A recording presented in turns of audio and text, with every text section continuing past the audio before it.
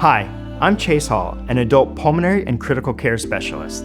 Living with chronic respiratory conditions like chronic obstructive pulmonary disease or asthma brings unique challenges to your patient's health. But did you know that these conditions can also increase risk of other illnesses like herpes zoster, commonly known as shingles?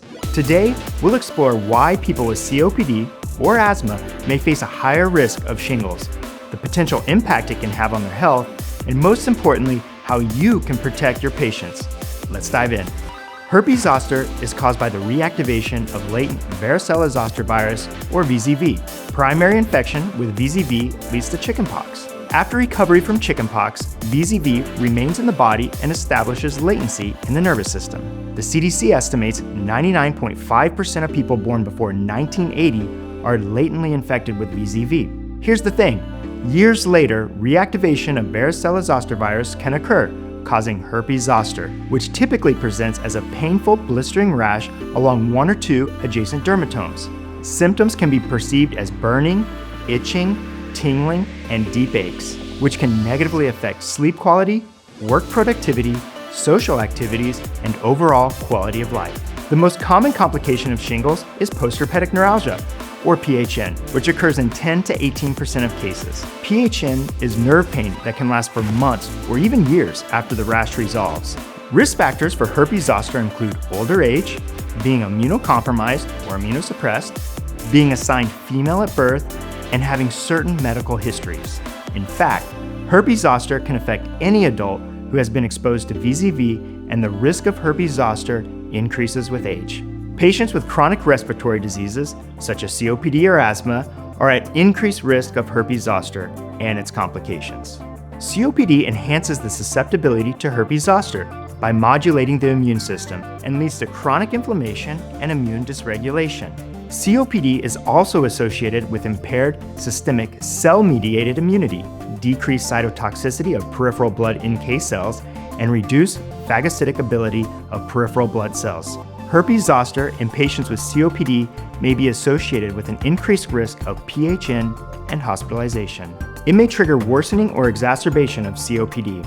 According to a 2020 meta-analysis, COPD was associated with approximately 40% increased risk of developing herpes zoster. COPD patients with herpes zoster overall had significantly higher all-cause healthcare resource utilization, HRU, than COPD patients without herpes zoster during the first year of observation. COPD patients with herpes zoster had significantly higher costs than COPD patients without herpes zoster, with cost differences highest in the first month after herpes zoster diagnosis. All-cause cost and adjusted cost differences for COPD patients with and without herpes zoster during the first 1, 3, 6, and 12 months of observation are as follows. More than 20 million adults in the United States suffer from asthma.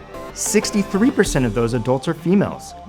More adult women have been diagnosed with asthma than men and tend to have more severe disease. When it comes to herpes zoster risk for those with asthma, an analysis of 12 studies showed that there was a 24% increased risk of herpes zoster in patients with asthma. Asthma is an independent risk factor for herpes zoster after adjustment for comorbidities and sex, with risk increasing in the presence of associated comorbidities. Even well-controlled asthma is associated with increased herpes zoster risk.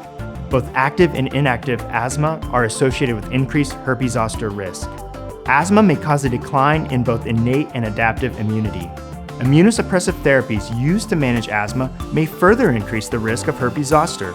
In adults with asthma, herpes zoster was associated with higher HRU at 1 month and 12 months after herpes zoster diagnosis. For asthma plus herpes zoster versus asthma-only cohorts, here are the adjusted incidence rate ratios for inpatient visits, emergency department visits, and outpatient visits. Inpatient visits, 2.75, emergency department, 2.82, and outpatient visits, 1.86.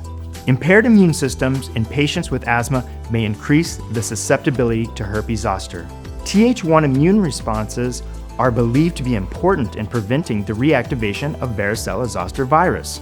Corticosteroid treatments for COPD or asthma may increase the risk of herpes zoster by impairing the immune system.